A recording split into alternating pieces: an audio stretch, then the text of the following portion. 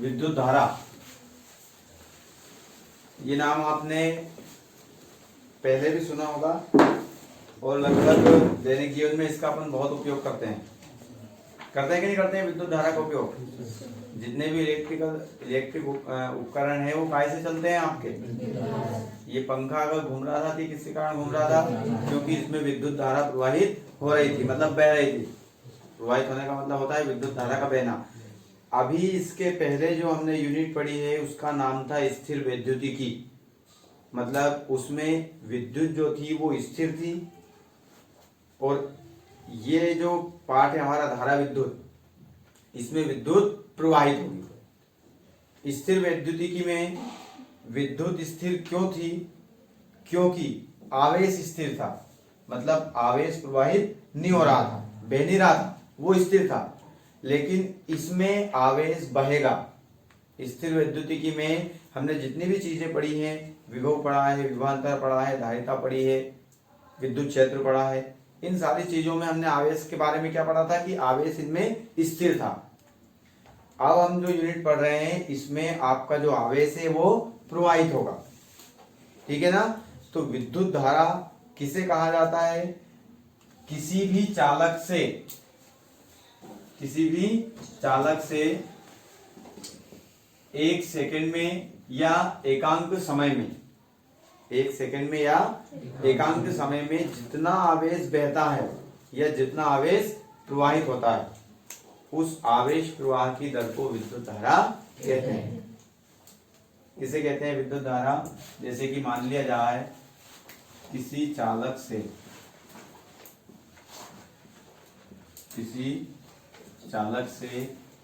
t समय में, समय को कैसे दर्शाया जाता है, t फॉर टाइम, है ना। t समय में q आवेश प्रवाहित होता है।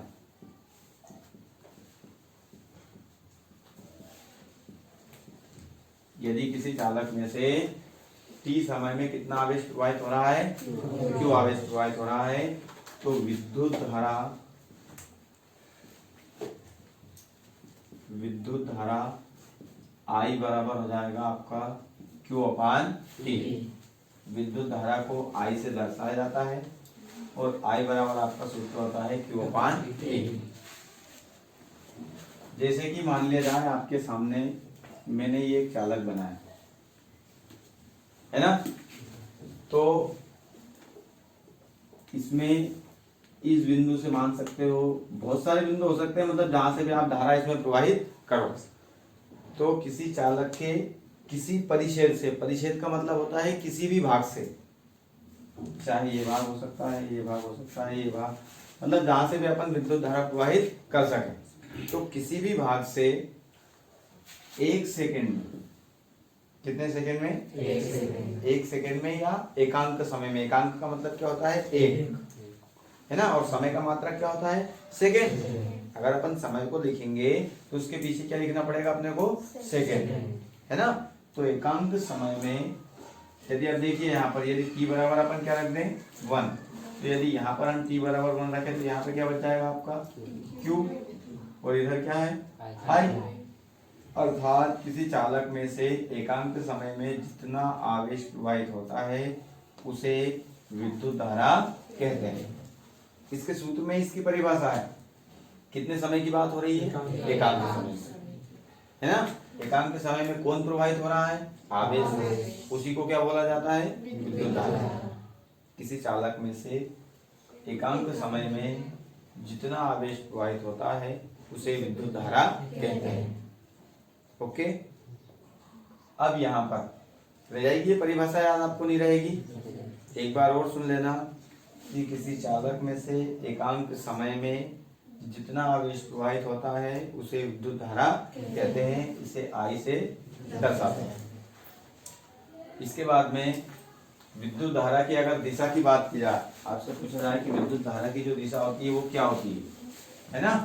तो देखिए भैया, यदि आपने, ये आपका एक चालक है, एक चालक कार है हमारा, यदि आपने इसमें धनावेश प्रवाहित किया, कौन सा आवेश प्रवाहित किया? तो यदि धनावेश इधर की ओर बह रहा है तो यही विद्युत धारा की दिशा होगी, यानी कि जिधर की ओर धनावेश गति करता है या जो दिशा धनावेश की होती है वही दिशा विद्युत धारा की होती है। जो दिशा धनावेश की होती है वही दिशा किसकी होती है? विद्युत धारा की। ठीक है ना, मतलब जिस मार्ग से धनावेश गमन करेगा वही विद्युत धारा की दिशा कहलाती है। अब बात आती है कि विद्युत धारा किसी भी चालक में क्यों बहती है या इसका कारण क्या है, मतलब किस कारण से विद्युत धारा बहती है और किस कारण से नहीं बहती है। बहुत सारे पदार्थ ऐसे होते हैं जिनमें विद्युत धारा प्रवाहित नहीं होती है ना। तो देखिए, विद्युत धारा बहने का जो मेन कारण होता है वो होते हैं आपके मुक्त इलेक्ट्रॉन। क्या होते हैं? मुक्त इलेक्ट्रॉन। ये जिस पदार्थ के पास रहेंगे उसमें विद्युत धारा बहेगी और ये जिसके पास नहीं रहेंगे उसमें विद्युत धारा नहीं बहेगी। ठीक है ना।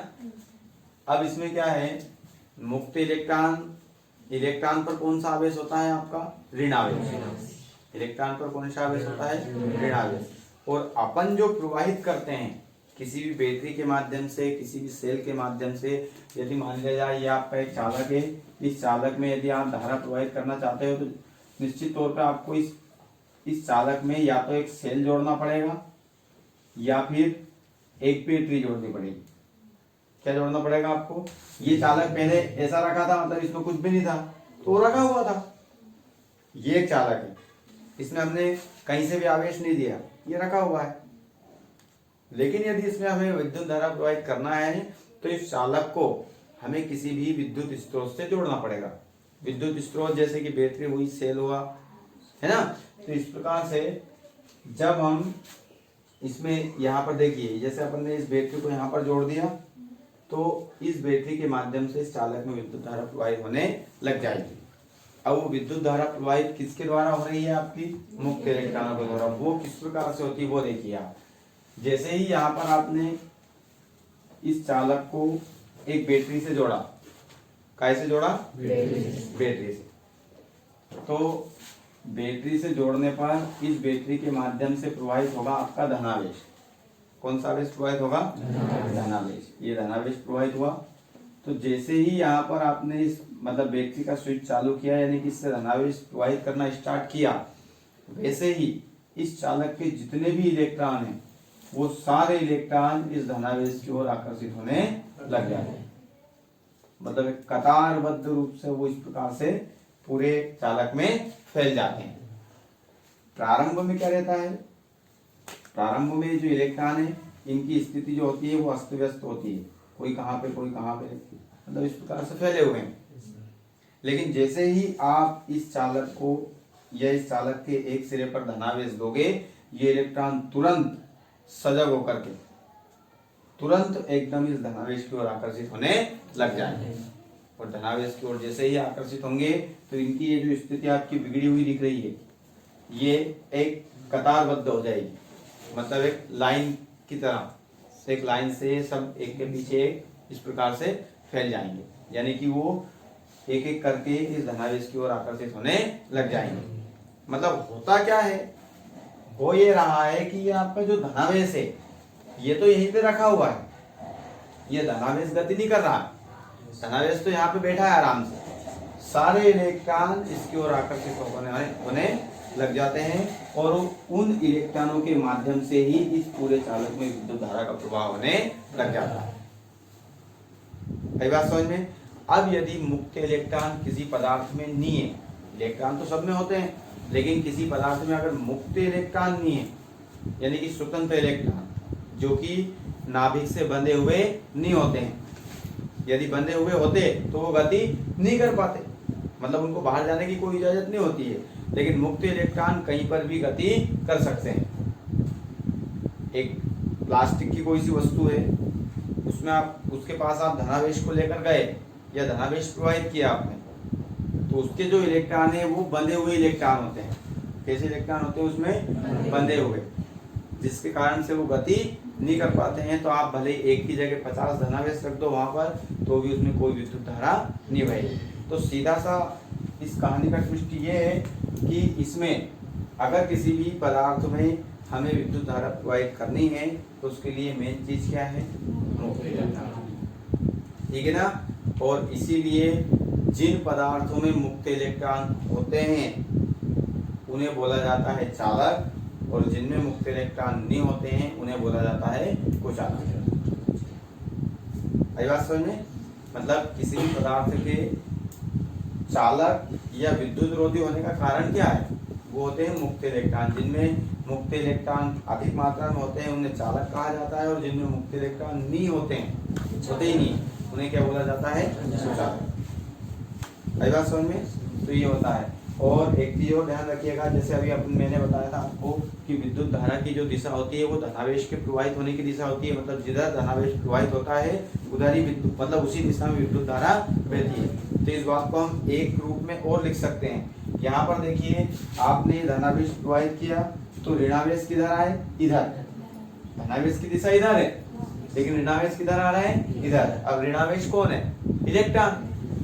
तो विद्युत धारा की जो दिशा होती है वो इलेक्ट्रॉनों की दिशा के ऑपोजिट होती है, यानी कि विपरीत होती है, ठीक है ना। यदि इलेक्ट्रॉन इधर प्रवाहित हो रहा है तो विद्युत धारा इधर बहेगी। आई बात समझ में? इस प्रकार से तो ये होगा आपका विद्युत धारा। अब इसके बाद में विद्युत धारा की का पूछा जाए कि ये सदिश राशि है या अदिश, तो विद्युत धारा एक अदिश राशि है।